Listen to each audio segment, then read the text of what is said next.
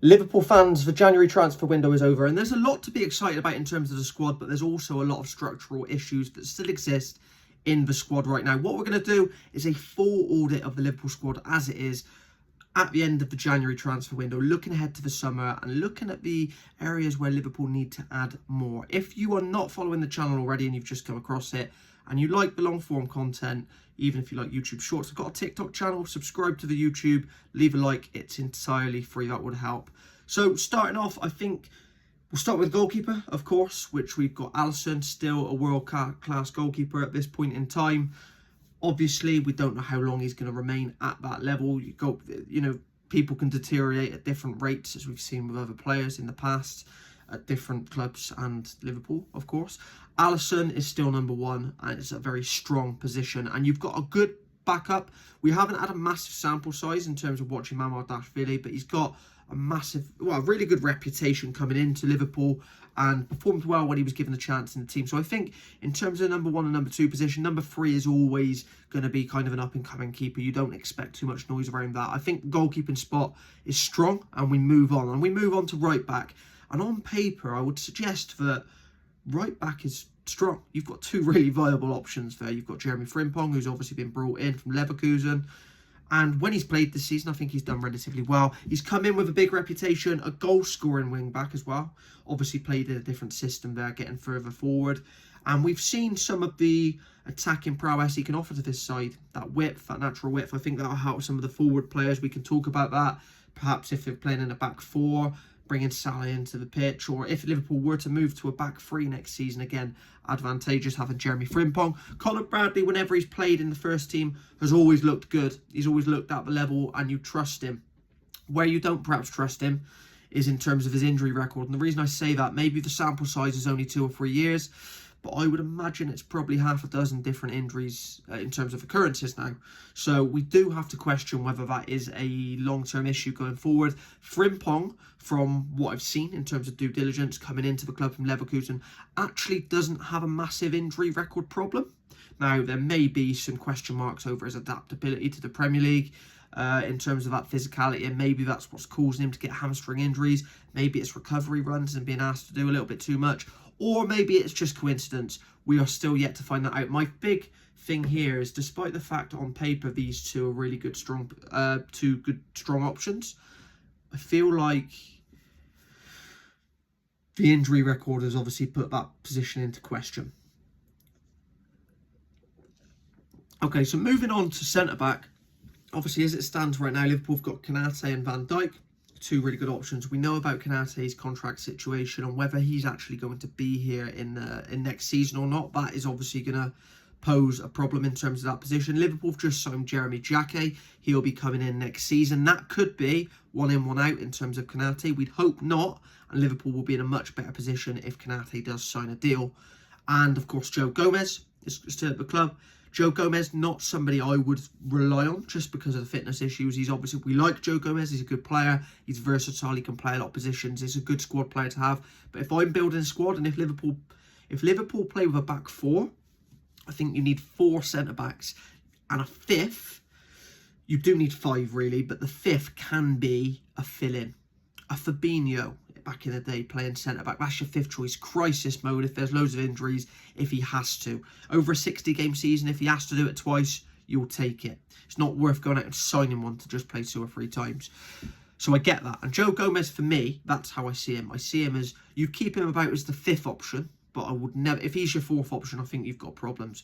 Leone, of course, as well, coming back from an ACL injury, and a couple of the younger lads Liverpool signed in January, which have very good reputations, by the way, playing in sort of under-20 tournaments internationally and doing very well. So in terms of centre-back, if Konate signs a deal, Liverpool could have a lot of depth in that position. But again, Van Dijk, the end of next season, 18 months' time, his deal will be coming to an end.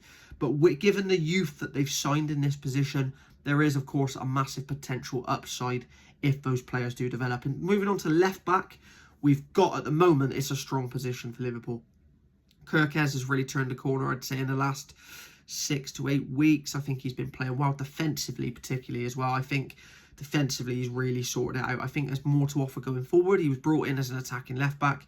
I think there's more to come from that side of him. Andy Robertson is still a good player, and I think he's been underutilised this season. But, of course, his contract is up in the summer, and if he is to move on, then Liverpool are going to have to go out and sign a backup left-back. You don't really want... You need to. You know, this is where someone like James Milner in the past, the beauty of that, you've got versatile players that can play. Don't underrate versatility, by the way. That's why I say with Joe Gomez, from an injury perspective, I would probably move him on. But the versatility of right back, left back, centre back, he's even done holding midfield before. I know it was only once or twice, but he did do it and he did well. Left back, Liverpool will probably have to go out and get another one. Obviously, Tsimikas may be coming back, but again, do we think that's the long-term answer? Probably not. So Liverpool, what they're going to be doing there, they're going to have to do something clever because Kirkes will be the first choice. Robertson is almost certainly going to leave. So somebody that's probably not going to play much. So you're either going to go for one of an experienced player coming to the end, just as happy to be an understudy. I know he doesn't play left back anymore, he plays more centre back now, but I reference like a Ben Davies at Tottenham. Somebody that's on... I know he probably plays more than I'm giving him credit for there, but my point being somebody that's coming in, that's experienced, that's happy to be in and out the team. I'm not suggesting Ben Davies, I'm just saying somebody of that ilk. Or you go with a younger player that can come in and challenge Kirkes. I think the difficulty is, I think Liverpool actually had it perfect this season. I think 60 games in a season was made to play Kirkes for 35 and Robertson for 25. In my opinion, a criticism of Arne Slot, I think he hasn't played Robertson enough. I think particularly in those first 2 or 3 months when Kirkes was adapting, I thought Robertson should have played a lot more than he did. That's something I thought Jurgen Klopp always did well. With the new signings he took, I referenced Robertson, I referenced Fabinho. He gave them 3 or 4 months to adapt to the club before he threw them in. Okay, so moving on to midfield. The big thing with the squad audit really is going to depend on what Liverpool are doing next season. Obviously, there's uncertainty around the club at the moment from the top in terms of the manager. Now, that video's come out the other day. It's reassured Liverpool fans they're behind him, and absolutely, and I hope Arne Slot does really well. Obviously, if Liverpool were to lose 3 in a row, that can change very quickly. If Liverpool miss out on the top 4, he probably won't be here. So there's ifs, buts, and maybes. But we're going to presume that Arne Slot stays. I only see it going to a 3-4-3 if Alonso comes in. And even then, he might play a back 4. We don't know. So I'm going to say that it's going to be a 4-2-3-1, which is what Arne Slot's preferred formation is. A 4-3-3. Possibly a 4-2-4. 4-2 diamond. Sorry, not a 4-2-4. 4-2-4 from a pressing perspective. 4-4-2 diamond or the 4-2-2-2. You know what I mean with the 2 number 10s. But anyway, getting a bit nerdy on tactics there. In terms of Liverpool going forwards, it does depend when you're assessing the squad in terms of what formation they're playing. And what I mean by that is, if they're doing a 4-2-3-1, someone like Ryan Gravenberch, who for me is not a holding midfielder, but he's capable of playing holding midfield and he's done the job very well. He would not play as a holding midfielder in a 4-3-3 as the singular holder, like Fabinho did, for example. In a double pivot, I think you can get away with it a bit more because there's somebody alongside you. And that is my point in terms of the formation making a difference in terms of this squad audit. Because if Liverpool stick with a 4-2-3-1, I don't think I probably still would sign a holder, but it's not as important as if Liverpool go to a 4-3-3 with a singular holder. And there are shifts here. If Liverpool were to go to a 4-3-3 with a number 6 and 2 number 8s, I don't think Florian Wirtz plays in that midfield. I think he would have to go somewhere in the front 3. If Liverpool to play a 4-2-3-1, of course, he can be the number 10. So you can see where this does become a little bit technical. Again, we talk about the 4-4-2 diamond. So you've got the holder, the 2 number 8s, and a number 10. Florian Wirtz would, of course, be the number 10. Whatever happens, he is likely to be the system. I think if Alonso were to come in and it went to a 3-4-3, he's going to play the left of that front 3, and he is the system. In any system that he's number 10, it's kind of built to suit around him. But in terms of the squad audit of midfield, I think Gravenberch, obviously really good player, you keep hold of. I think Szoboszlai, again, he's been Liverpool's best player so far this season, I think that's fair to say, and you would, of course, keep hold of him. I think with Regards to Endo, I think he would move on. He's not really got the trust of Arne Slot, and for that reason, I don't see that he would be about, and it's not somebody I would keep on that basis. It's not the profile of holding midfielder they want. Great attitude, does well when he comes on. You'd probably move him on. In terms of Curtis Jones, I love Curtis Jones, I'm a big fan, and Alexis McAllister, I can only really see room for one of them. I feel like it seems to be a one or the other job. And this season, I don't think McAllister's been great. I actually think Jones has been the better of the two there. I would, in a preferable world, keep both. It does, again, depend on the formation that we're talking about here. If Liverpool were to go to a 4-3-3 with the one holder, which is, if I was managing the side, what I would be looking to do, I would then be signing a holder and moving one of those two on. And most likely McAllister, to be honest. I think you'd get a good fee for him. I can imagine he's probably someone, just being, I'm stereotyping, being South American, he'd probably fancy going to one of the two big Spanish clubs. Don't be surprised if that happens in a year or two's time, because that's typically, when we look at history, the South American players, where they want to play. And Curtis Jones, scouts from the team, I think his athleticism, his versatility, I think Alexis McAllister is the better of the two players, of course. But I think Curtis Jones has been underused this season, and I think if Liverpool, again, it's all ifs, buts, and maybes. I've talked about 4 potential formations Liverpool might use. If Liverpool went to a 3-4-3, which would mean that Arne Slot had moved on, i.e. Liverpool missed the top 4, then Alonso comes in, right? In that instance, I don't think Alexis McAllister can play in that midfield, where there's only 2 centre midfielders. Gravenberch can, Szoboszlai can. I think Curtis Jones could do it. Florian Wirtz, of course, wouldn't be in it. So in that position, you could, again, go out and sign another midfielder. But for me, if it's 4-3-3, I'm signing a holder. I'm keeping hold of Szoboszlai and Gravenberch and one of Jones and McAllister. And for me, I'd probably keep hold of Jones, move McAllister on in that instance. But again, it's not because I don't like McAllister. If it's 4-2-3-1, I'm probably quite happy to keep all of them. But it would still be a nice to have getting a holder into the team. So I think whichever way you spin it, holding midfielder is advantageous to this side. And it's going to free Gravenberch up particularly, because I feel like we've seen this season he's got a lot to offer going forward, box to box, and that is where he should really be playing. Moving on to kind of the attacking midfield role, of course, that's set up for Florian Wirtz. Again, we talk about the system. It is going to depend on the system, whether he's just playing as a central number 10, 4-2-3-1, or a 4-4-2 diamond. That's where he would be playing. If it does end up being a 3-4-3, you're going to end up having like a left number 10 and a right number 10, and that could create room for someone that's out in the dark at the moment, like Harvey Elliott. I think he'd be really suited to that right number 10 role.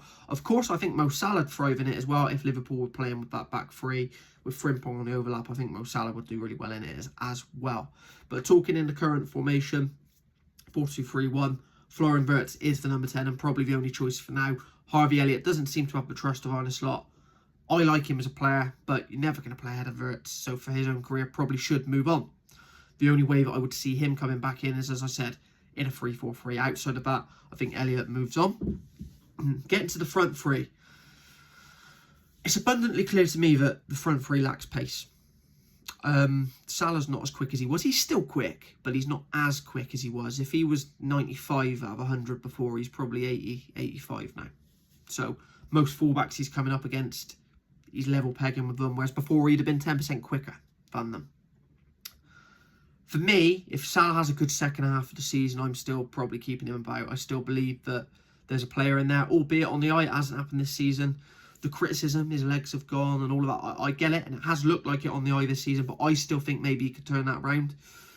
On the left wing, Gakpo, I've sung Gakpo's praises last season. I think the start of the season he started really well, but it is in a position now where I probably would move Gakpo on, if I'm honest, and go out and sign a left winger. I think at least a left winger, possibly a right winger, again dependent on the formation, because if Florian Wirtz ends up playing in that left wing role, that's going to depend on the shape Liverpool play and where he plays as well, because obviously he could play as the central number 10.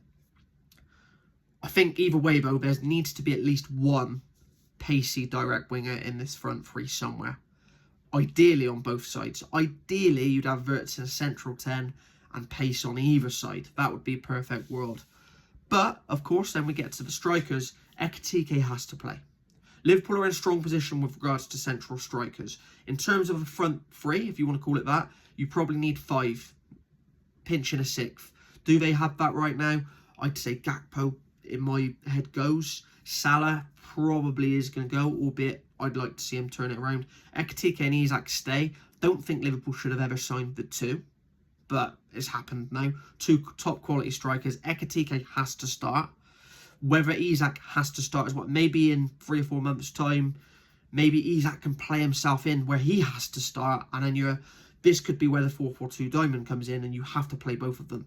Those two could be up front, Wirtz could be behind, but there is depth in that striker role. You've got two really good options there. In terms of Federico Chiesa, of course, he moves on. Rio Engamoa, for me, should have played more this season. If you're not going to keep him, if you're not going to play him more, then I think he needs to leave on loan and get some exposure, in my opinion. But for me, I would play him more. But I think Liverpool do need more depth in those forward areas. And that is a pretty comprehensive overview of my squad audit. If you enjoyed the video, make sure you follow along for more in-depth Liverpool content. Follow the YouTube channel. Go and check out my TikTok if you've not come from there already, because that's where the majority of the followers are. Thanks very much. Take care and bye.